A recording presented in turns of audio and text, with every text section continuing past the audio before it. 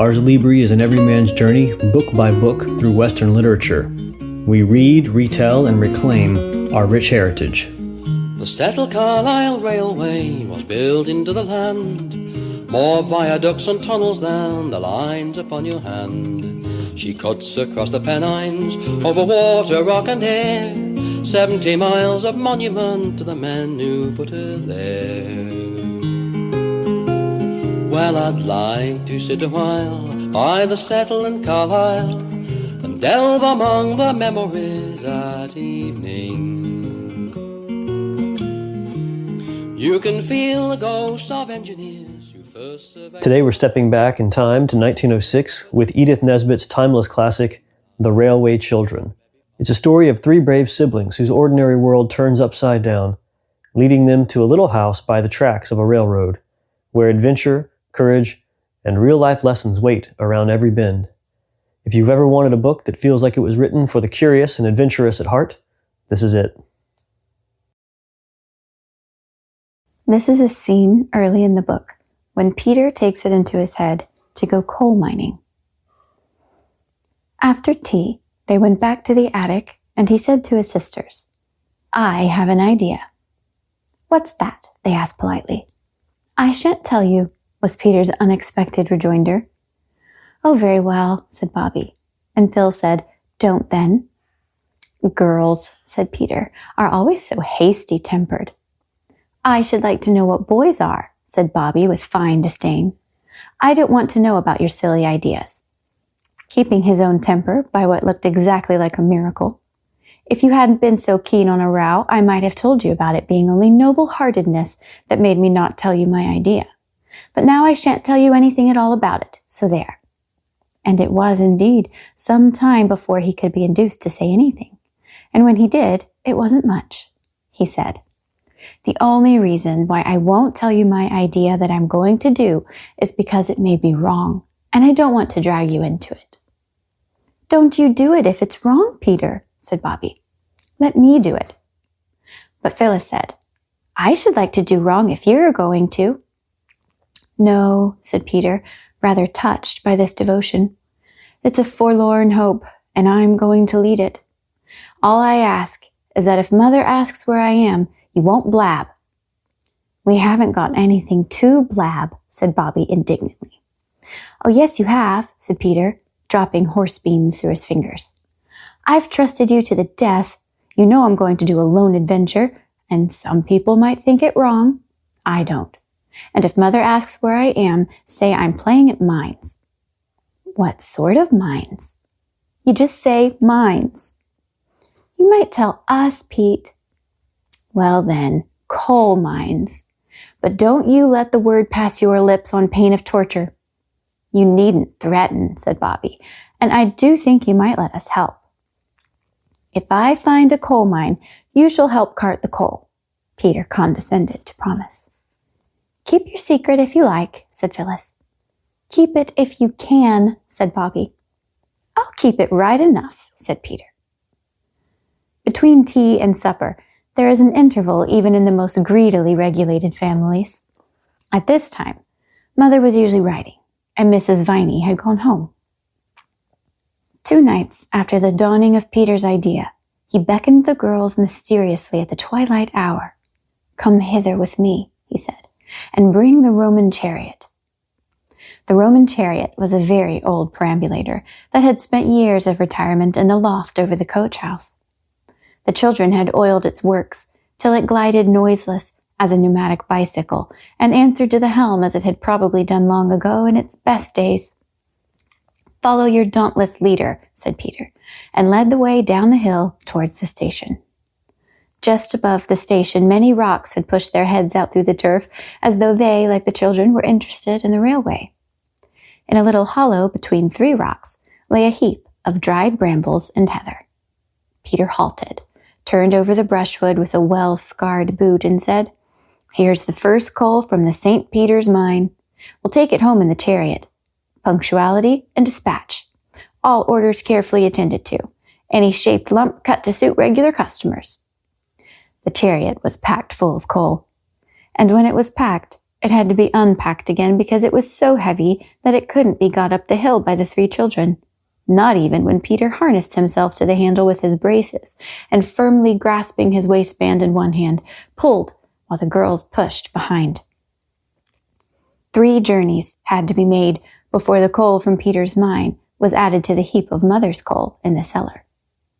Afterwards, Peter went out alone and came back very black and mysterious.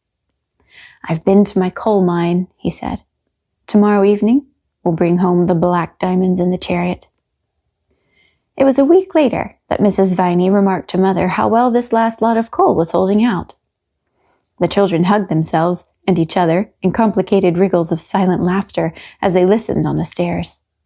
They had all forgotten by now that there had ever been any doubt in Peter's mind as to whether coal mining was wrong. But there came a dreadful night when the station master put on a pair of old sand shoes that he had worn at the seaside on his summer holiday and crept out very quietly to the yard where the Sodom and Gomorrah heap of coal was, with the whitewashed line round it. He crept out there, and he waited like a cat by a mouse hole. On the top of the heap, something small and dark was scrabbling and rattling furtively among the coal. The station master concealed himself in the shadow of a brake van that had a little tin chimney. And in this concealment, he lurked till the small thing on the top of the heap ceased to scrabble and rattle, came to the edge of the heap, cautiously let itself down, and lifted something after it. Then the arm of the station master was raised. The hand of the station master fell on a collar, and there was Peter, firmly held by the jacket, with an old carpenter's bag full of coal in his trembling clutch. "So I've caught you at last, have I, you young thief?" said the station master. "I'm not a thief," said Peter, as firmly as he could. "I'm a coal miner." "Tell that to the Marines," said the station master. "It would be just as true whoever I told it to," said Peter. "You're right there," said the man who held him. "Stow your jaw, you young rip, and come along to the station." "Oh, no," cried in the darkness an agonized voice that was not Peter's. "Not the police station," said another voice from the darkness. "Not yet," said the station master. "The railway station first." "Why, it's a regular gang. Any more of you?" "Only us," said Bobby and Phyllis, coming out of the shadow of another truck labeled Staveley Colliery and bearing on it the legend in white chalk, "Wanted" in Number I Road. "What do you mean by spying on a fellow like this?" said Peter angrily. "Time someone did spy on you, I think," said the station master. "Come along to the station." "Oh, don't," said Bobby. "Can't you decide now what you'll do to us? It's our fault just as much as Peter's. We helped to carry the coal away, and we knew where he got it." "No, you didn't," said Peter. "Yes, we did," said Bobby. "We knew all the time. We only pretended we didn't, just to humor you." Peter's cup was full. He had mined for coal. He had struck coal. He had been caught. And now he learned that his sisters had humored him. "Don't hold me," he said. "I won't run away." The station master loosed Peter's collar, struck a match, and looked at them by its flickering light. "Why," said he, "you're the children from the 3 chimneys up yonder. So nicely dressed, too. Tell me now, what made you do such a thing? Haven't you ever been to church, or learned your catechism or anything, not to know it's wicked to steal?" He spoke much more gently now, and Peter said, "I didn't think it was stealing. I was almost sure it wasn't. I thought if I took it from the outside part of the heap, perhaps it would be. But in the middle, I thought I could fairly count it only mining. It'll take thousands of years for you to burn up all that coal and get to the middle parts." "Not quite. But did you do it for a lark or what?"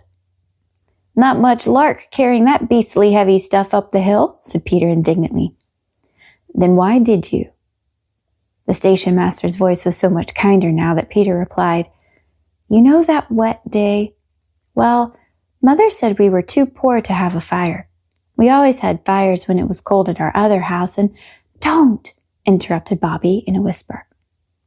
"Well," said the station master, rubbing his chin thoughtfully, "I'll tell you what I'll do. I'll look over it this once. But you remember, young gentleman, Stealing is stealing, and what's mine isn't yours, whether you call it mining or whether you don't. Run along home." "Do you mean you aren't going to do anything to us?" "Well, you are a brick," said Peter with enthusiasm. "You're a dear," said Bobby. "You're a darling," said Phyllis. "That's all right," said the station master, and on this they parted. "Don't speak to me," said Peter, as the three went up the hill. "You're spies and traitors, that's what you are."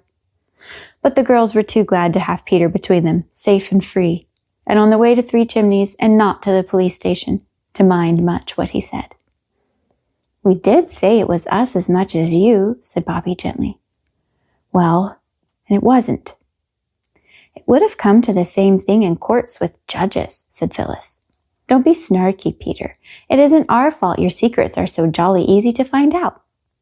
She took his arm, and he let her. "There's an awful lot of coal in the cellar anyhow," he went on. "Oh, don't," said Bobby. "I don't think we ought to be glad about that." "I don't know," said Peter, plucking up spirit. "I'm not at all sure even now that mining is a crime." But the girls were quite sure. And they were also quite sure that he was quite sure, however little he cared to own it.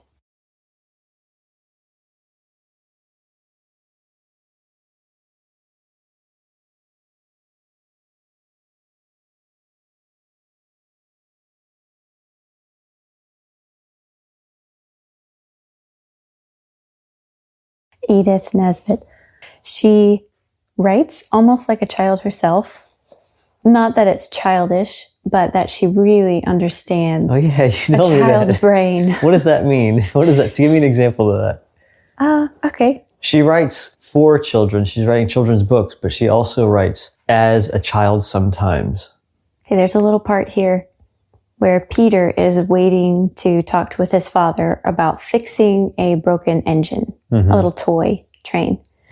And it says, Peter, with heroic unselfishness, did not say anything about his engine till after father had had his dinner and his after-dinner cigar. The unselfishness was mother's idea, but it was Peter who carried it out and needed a good deal of patience too. So it's just a cute little way of seeing like, he was heroically unselfish and it about killed him. You know? Yeah. But there's lots of that all the way through it. Like it even includes the children bickering sometimes. But it's very realistic. You know, in books where they don't, it's like, well, are they even kids? You know? And it's not annoying. You know, she cuts it off, but it's done really well. Many authors who write for children put words into the children's mouths that were clearly written by adults, by an adult mind. Often the children, how they talk or how they respond or react to things, it's how an adult thinks that a child ought to respond in that moment, not how children actually respond. Exactly. So for instance, Mark Twain's novels about Huck Finn and Tom Sawyer, that's exactly how young boys act, at least country boys. It's exactly every stupid thing they say. They're sort of illogical logic in their minds. The things that they pull out of their pockets. It's like a broken knife, a fishing hook, a little coin, something else, like half of a biscuit. I told my daughter to pull everything out of her pants the other day because she was changing. They were all wet. And she pulled out junk like that. Part of a broken pecan shell, a rock, a button, a crayon, right? Like, but then the things that come out of the children's mouths, there's a certain logic to it, but it's irrational. Yes. And the children will be dead serious about something that, and they're not playing, they're not making believe. They just really think this, or they'll say some ridiculous thing that would never come out of an adult's mouth or an adult's mind. And so it's fascinating to when someone, an author, can really capture children. Right. And their imagination. Yeah, here's another little brief part. Their mother is telling them to go to bed and not ask any questions because something disastrous just happened. And she says, don't worry, it'll come right in the end. And one of the daughters says, then don't you worry either, mother, and we'll be all as good as gold. And then Peter, he's the boy talking to his sisters. They're going upstairs. He says, we'll begin being good first thing tomorrow morning. One of his sisters says, why not now? He says, there's nothing to be good about now, silly. And Phyllis says, we might begin to try to feel good and not call names. And Peter says, who's calling names? Bobby knows right enough that when I say silly, it's just the same as if I said Bobby. I know. It's, what does Father call it? A germ of endearment. So instead of a term of endearment, they're just all mixed up. And it's like, oh, we'll be good tomorrow.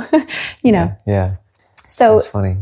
Before we get too much farther, I'll introduce the characters. I've already mentioned Peter, Phyllis. Basically, there's a family. I don't remember their last name. I guess it doesn't matter. There's a mother and a father, and they're well off, maybe even wealthy. And the father works for the government. They have servants. They have a nice house, nice clothes. And there's the mother and 3 children. Roberta, also called Bobby, then Peter, then Phyllis. I don't think she gives exact ages, but 10, 12, somewhere in there. They live in a nice house, but then one day their father has visitors come to the house, and there's a business disaster of sorts, and the father is taken away to prison, but the children don't know this. They just know that their father is gone. And the mother actually never tells them where he is or why he has left. And so they're left to wonder and I guess speculate. And eventually they have to leave their nice house and their comfortable clothing and everything and move to a home in the country. And it's next to a railway station. And that's when they begin to be known as the Railway Children. So they live next to a railway station and they make friends and they get into trouble and they solve problems and so on. Right. Our children love this. Y'all watched the movie also after you finished reading the book. How was the movie? The movie is done very well. Many scenes are just straight out of the book. Even the phrases that they use, the language, done very well. This was an early 2000s movie, by the way. There are several versions, and this one was from the early 2000s, and it was British actors. Is that right? Yep, British actors. Yeah, there were a few changes, but the changes that they made were understandable because some of the stuff written in the book wouldn't do well today. Like fire, there's a fire on a barge and they save a baby, and it's like, well, the mother, like, why did the mother leave the baby? Just things were different at that time. And so it made sense. They changed some things, but it is funny. The old world did things differently than the new world. Like they just left children around. Like the baby's sleeping and she walks off to the saloon to go get her husband or something. And it's like, Well, Edith Nesbit has another book called 5 Children and It. And I did not read all of it, but I read some of it to our children. And there's some strange things that happen in that book that would not happen today. For instance, the parents are gone all day and they have this nanny servant that watches them. But the nanny servant lady lets them go wander all day long wherever they want to go. And it's not like there's a neighborhood. There's nothing around. And they go wander. They go into this gravel pit mining operation. They go into town. They get in trouble again and again and again and again. That's the point of the book, I think, is they meet this little gremlin-looking thing that lives underground that grants them wishes, and it's like thousands of years old or something. And every time they ask for a wish, the thing grants it, but it goes bad. And it exposes some kind of bad vice that they have, like a improperly developed virtue. They all wanted gold, and it ended up not being what they thought it would. They all wanted to be pretty, handsome, and it ended up being not what they thought it would. It's worth reading. Well, as they are dealing with the news that their father is gone, they see their mother, and she's trying to keep it all together for the children. There's no big scenes. There's never this collapse or emotional display. She's really trying to keep it together for her children. However, the oldest daughter is naturally very sensitive and intuitive, and she sees more than the other children do. She sees what her mother's going through. However, she also knows that her mother doesn't want her to see. And so she sees without her mother knowing that she sees, But as she sees, she also tries to take more care of her mother. So it's like she has a secret knowledge of what her mother is going through. Yeah. That's a good first child. Yes. The oldest sibling usually is the one that is perceptive and dutiful and the one taking care of the family. That happens in our family. That happens other people's family. So it's good that she puts that in there. there's a family dynamic here with the children. Yeah, she sticks with the natural general birth order that you see in the world. The oldest is responsible. The second one likes to make trouble. And the third is just Neglected, happy-go-lucky. No, just very much like, woohoo, here for the fun. You know, that sort. Yeah. And that would be Phyllis. She's hilarious. Okay. She's funny throughout the whole book. And in the movie, they do a really good job with her. She has to have her snack or her food or her tea. And it's funny. Yeah. So they have to move to the country. And they get there. They have to take a train ride. And the mother has hired a woman to get dinner for them and kind of tidy the house. They show up and they can't find the key. And eventually they get inside and there's no food to be seen. They're like, what does she do? You know, this is no good. And they pry open a box and they have some kind of a crazy dinner. And the next morning they discover like a dining room off to the side that they hadn't seen. And there was all the food. So the woman had done it. And so they have a crazy breakfast. You know, they eat all of that for breakfast. And that was the first of their adventures. But then as the children begin to start exploring the area, there's a garden, there's all things, there's a yard and a garden. And eventually they see the railway station and they make their way down to it. And there's a train that comes, they learn every day at 9:15. And they begin to wave. And they think, the train's going to London. Maybe it can take our love to Father. And so they decide every day at 9:15, we're going to wave at this train. And they name it. They call it the Green Dragon. And so every day they wave at the train. Well, one day someone waves back. They can tell that it's an old man and he waves back. And now every day he waves back to them. And it's this relationship that they've sort of created with this man on the train. Such a child thing Naming to do. the train, imagining it's taking their love to London. Yes. Yeah. So they're in reduced circumstances. They're more poor now than they were. And the prices of coal are high and it's expensive for them to keep fires going because they use coal. And Peter, having explored the railway station, sees a big pile of coal at the railway station. And he thinks, they have a lot of coal. We need coal. I can just go mine some coal. That wouldn't be stealing if I'm mining the coal. You see? The way that a child rationalizes this is great.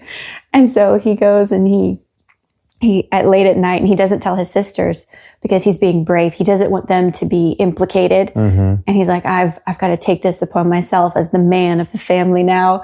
And he goes for the coal. And of course, he gets caught by the station master. Oh, wow. And so for a while, he's a little bit scared to go to the railway station because they got caught. And it turns out his sisters went anyway. They followed him. And so they showed up. And so they're all just shoot out of the place. What happens with the guy who waves back to them? How does that develop? After they get caught by the station master, I love that the author includes this. She actually has them go down and apologize. And the motives are twofold. It's like they're children. So they know that they should apologize. But what's funny is that they have an ulterior motive that makes them want to apologize because they didn't want to be around the station master, so that kept them from the railway station. So they're like, well, if we apologize, maybe he'll like us and we can go back and hang out there more. And so that's what gets them to do the right thing. Okay. They do that. And then soon after that, their mother falls sick. And the doctor comes and he has a long list of all of the things they need to get for her to help her feel better. And no one in the area actually knows how poor they are. The house that they live in it's still nice. It's just that they don't have the money to spend on nice things or servants. And so the people around think that they're a well-to-do family. And the doctor comes and he's like, get all of these things.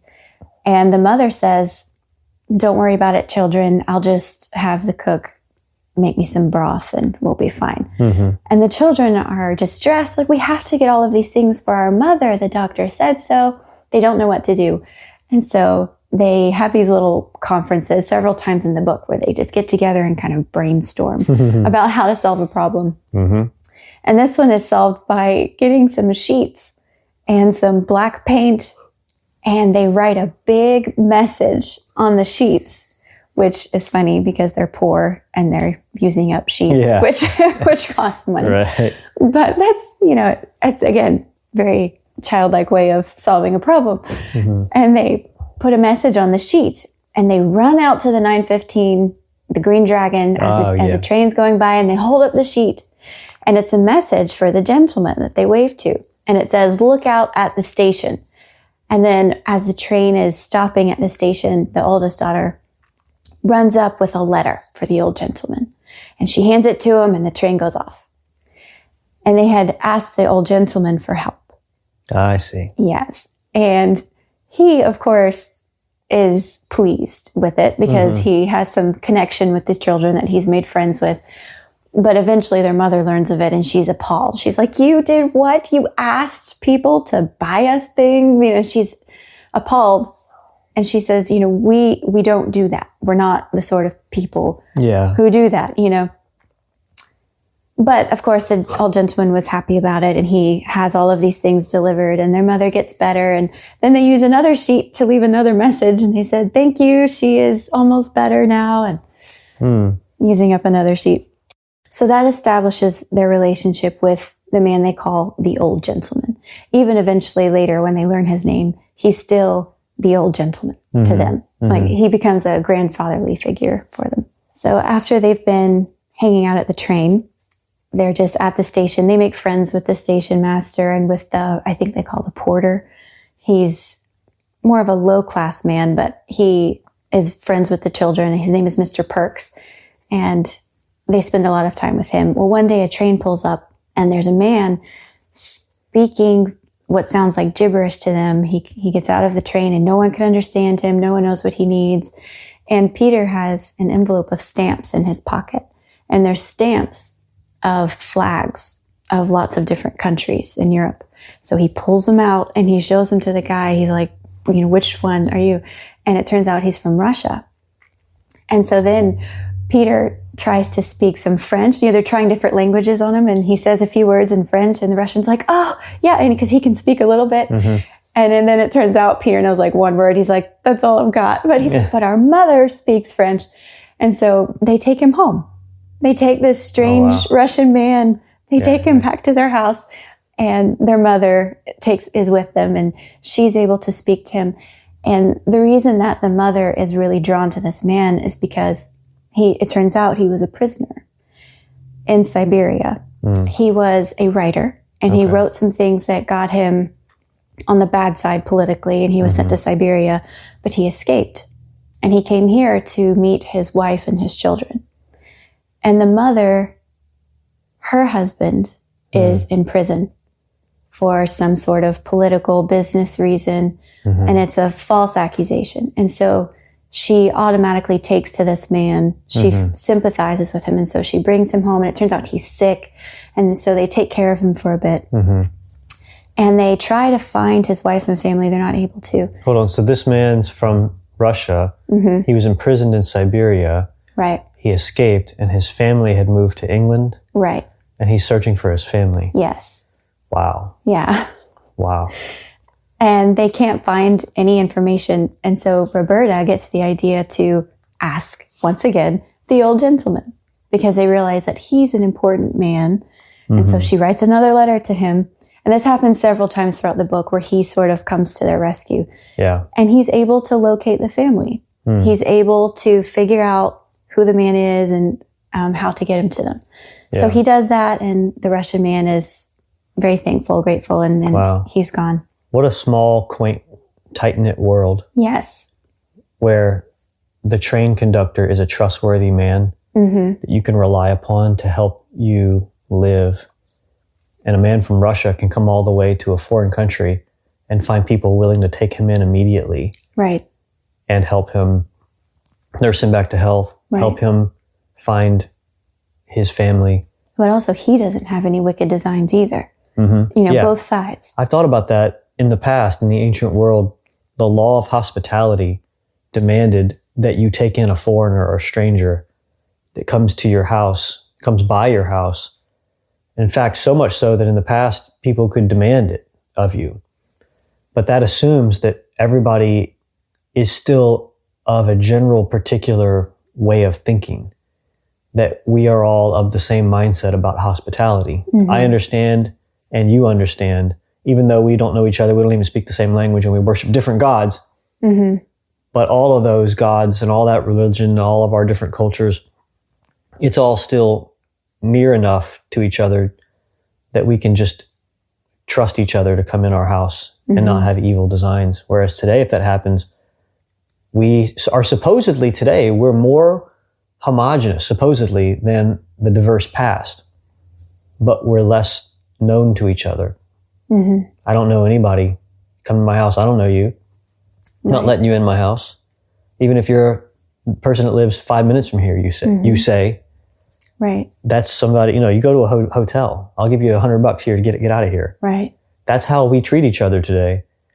And in this old world, I think about these old books. When you were saying this guy was from Siberia, I'm wondering, when was this written? It's trained, so probably talking about early 1900s, probably during or after World War I. So I wonder what this criticism is of Russia, the Soviets, who are imprisoning people. And you find this former prisoner who escaped. His family fled. Where did they flee from? Russia. Why? Why was this man in prison in Siberia? Well, after the Russian man is nice and settled, the children, of course, continue playing on the railway. And one day they go down, they're looking for a certain kind of berry. And they go down and they look for it. And I think Phyllis, maybe one of them, looks up and she sees trees moving sideways.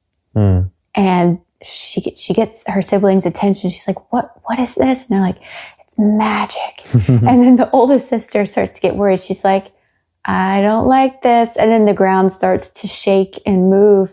And they're like, we got to get out of here. And then soon enough, it's a landslide.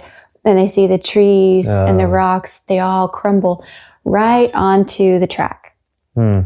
So it's all covered on the track. And the children are alarmed. They're like, this is where the train comes.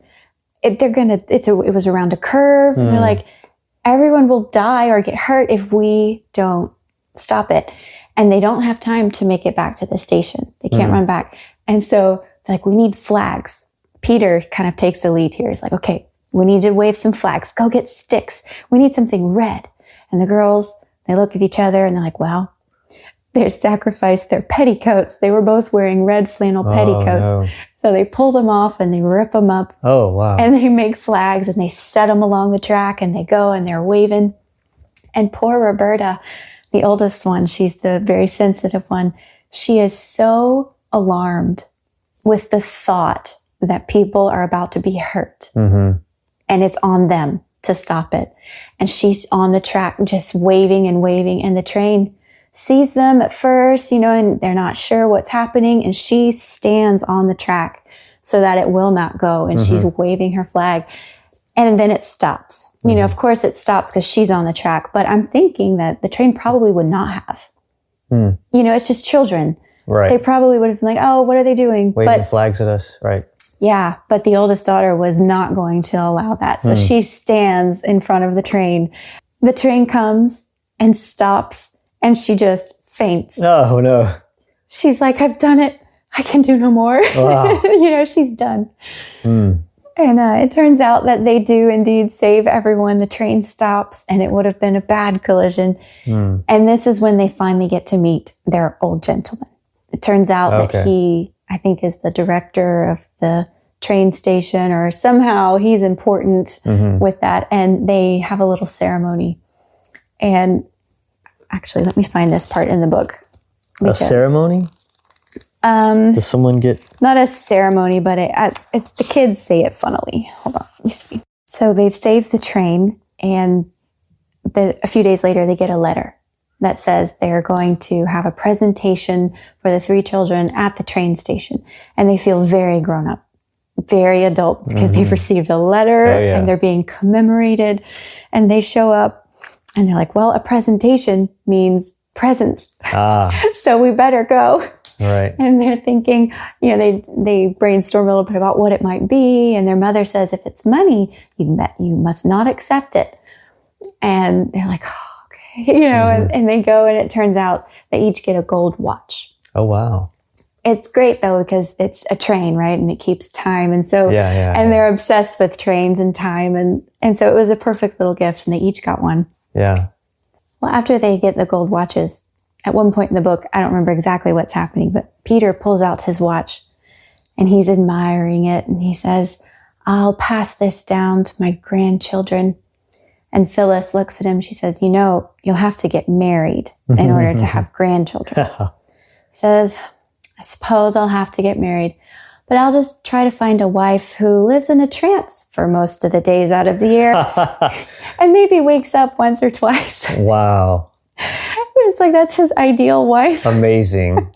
And then the sister responds. She says, well, I want a husband who's awake all the time so he can tell me how nice I am. What? That's the kind of stuff that kids say. Yeah. They come up with these things that, where did you get that from? What are you talking about? That's great. It is good. Oh, eventually, Roberta is given a gift by the station master or the station porter, some magazines that he keeps, and he wraps them in an old newspaper. And she sees the newspaper, and on the front page is a picture of her father. And she realizes what has happened. She reads about it, and she sees that he's been put in prison. But she does not tell her siblings. She runs home, and eventually she's able to talk with her mother about it. And now it's a secret between her and her mother that she's keeping, and she doesn't want to worry her siblings with. But now she knows, and from the beginning, she knows in her heart that her father is innocent. She's thinking, Daddy would never have done this. He would never have been treasonous. So I think he's being accused for having been a spy. Okay. He has a government position, and he was framed. It turns out someone wanted his job, was envious of him, and framed him to look like he had been passing information to an enemy of sorts. So once again, Roberta writes a letter to the old gentleman. She's thinking, he did such a good job with finding the Russian man's family. He's clearly an important man with connections. Maybe he can get my father out of prison. So she writes him a letter, and he gets it. And eventually he comes and talks with her, and he says, don't worry. I've already been working on it. Yeah. He says, I figured out who you are, once I learned who you children are, because at one point he meets the mother and he learns their names and everything. And he says, I've already been working on it. He's like, I know that he's innocent. He knew for a fact, and he's able to reassure Roberta about that. It was a touching moment, because this man who was a total stranger to them. Yeah. Except for the railway. You can see how the railway has become so central to their lives. It makes you wonder how many times that sort of situation could happen today, where it could happen. What is the social and cultural conditions necessary for some random man driving a train to stop and actually help a family like this? It does bring up a lot of Christian virtues about, you see the Samaritan on the road, or the Samaritan sees the Jew. That's how it is, actually. The Samaritan sees the Jew on the road, beaten up, and he stops and helps him. He was being a good neighbor. He was not being a good neighbor. He was being a neighbor to that person. And that's what this man is doing here. Really, though, when has this happened in our lives today? We essentially have such a high-functioning technological society that we don't need each other to help. We have child services. We have internet searches. We could figure out all this stuff and work it without needing to rely on each other. I think that's what appeals to me so much about books like this, is the community of it. It was such a small world. It was so local that those kinds of things were possible. Right. So they have an opportunity to be a neighbor to someone shortly after this. They witness what's called a paper chase. I didn't know what that was until I read this book, but apparently schoolboys in England would play a game where one boy is running and he has paper. I don't know, like handfuls of paper. I'm not sure. And then there are hounds more boys who chase him. And so he has to throw out the paper as the clues for the hounds, like a trail, a paper trail for the hounds. And it's like this big cross-country paper chase. Wow. With high school boys just like running all over the place. What? And so the children, they see one go by and they get excited. They're like, oh, that was the boy. And then they look and they're like, there are the hounds. Oh, let's go, let's watch. And they watch the boys run into a tunnel, a train tunnel. Mm-hmm. And they think, oh, let's cross over this way. We'll go beat them to the other side and we'll watch them come out. Well, they notice the boys run into the tunnel and the last boy had on a red shirt. And they just happened to notice that because they're looking. Well, as they cross over to the other side of the tunnel, they watch the boys come out and they're counting and they're seeing all the hounds. And Phyllis, she's like, oh, I guess that's it. And Peter says, no, there was the one in the red. He hasn't come out yet. We have, where is he? We have to find him. And Phyllis, at this point, she's really hungry. She's like not wanting to bother about this. And so they go down to the track and they have to walk into the tunnel. And of course, there's no lights in there. Right. It's extremely dark. Phyllis is like, guys, I'm not going. And Roberta says, have a sandwich, and it calms her down. And she's like, fine, I'll go if I can have a sandwich. And so they're walking in and she's scared the whole time. And they do find the boy and he's broken his leg. Oh. And so I'm saying boy, but he was probably more like high school because he's bigger than all of them. And so they can't just pick him up and move him. They're like, what do we do? And so Roberta, even though she's also afraid, she says, I'll stay with him because the boy's unconscious when they find him. She says, I'll stay, you go get help. And it works out. It turns out well that they're able to find some men to come and help him. And there's actually a really funny scene in the movie as they're getting him out of the tunnel. They've called a doctor, the people come in to help, everybody's there.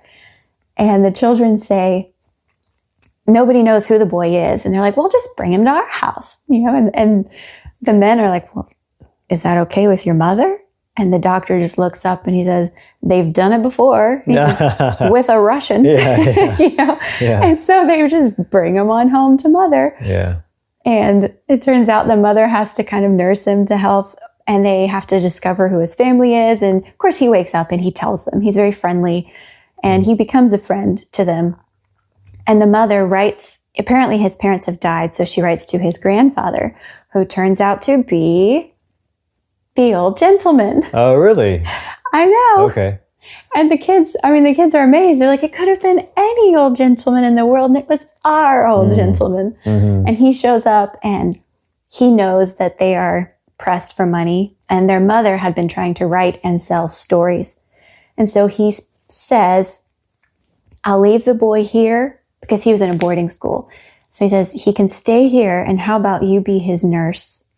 And I think they come to some sort of arrangement where he pays her to take care of Jim, the boy, so that she can still earn money. She won't be writing, but she can still have an income. So that's another way, yet again, in which this old gentleman is caring for them, being a neighbor to them, and helping them in a real way. And then eventually it does work out that he's able to arrange for their father to get out of prison. So the children had been accustomed to having their new friend Jim in the house, and they had stopped going to the railway station quite as often. Once Jim gets better, they realize we need to go back to the railway station. It probably misses us. And so they go, and on that very day that they decide to go back to the railway station, they see it go by, the Green Dragon, their special train, and everyone is waving on the train. And the old gentleman in particular is waving crazy. It says violently waving. And they're like, something's up. And then they just go back home. And later that day, Roberta, she's just uneasy. She can't rest. Something's going to happen. She doesn't know what. And so she asks her mother, says, can I just go back to the railway station? I just need to walk, And so she goes, and everyone is looking at her and greeting her, very friendly, over the top. And she's just like, what's going on? And the train pulls in and it says 3 passengers got out. The first was an old lady, and the next one had chickens or something. And then the third one is their father. And it was the railway station that brought them their father. Mm. He comes back, she runs to him. It's a beautiful scene in the movie. They take the line straight out of the book. She just says, "Oh, my daddy," and runs to him. Mm. That's done very well. They come back, they walk to the White House where they all live, and the story ends. It ends in a special way because the author almost seems like she doesn't want to pry into the family. They're all reunited, and that's good enough for us to know. You know, we are outsiders. We know that they have each other again, and she leaves them to themselves in their little white house, the railway family. Mm-hmm. Yeah. That's good. They go from the railway children to the railway family. Mm-hmm.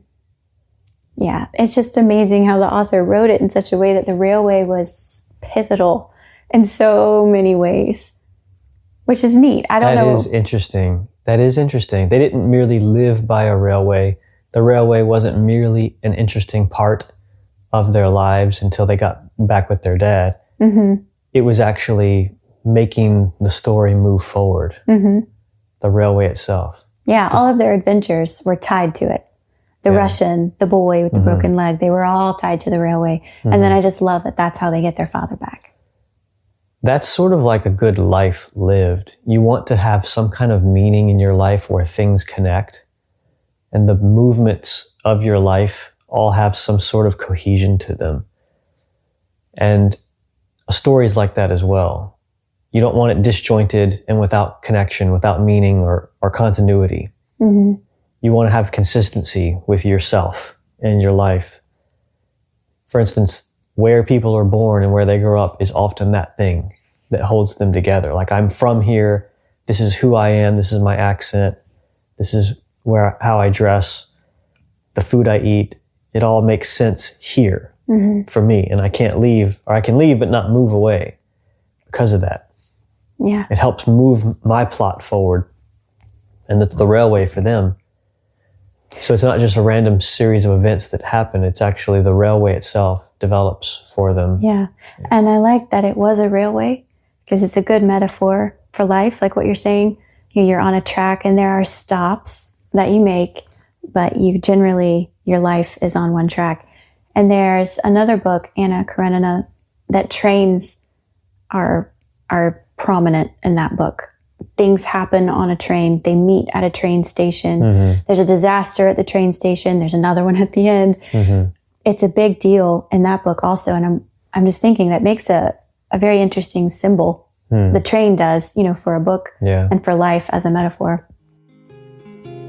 But I'd like to sit a while by the settle in Carlisle and delve among the memories at evening.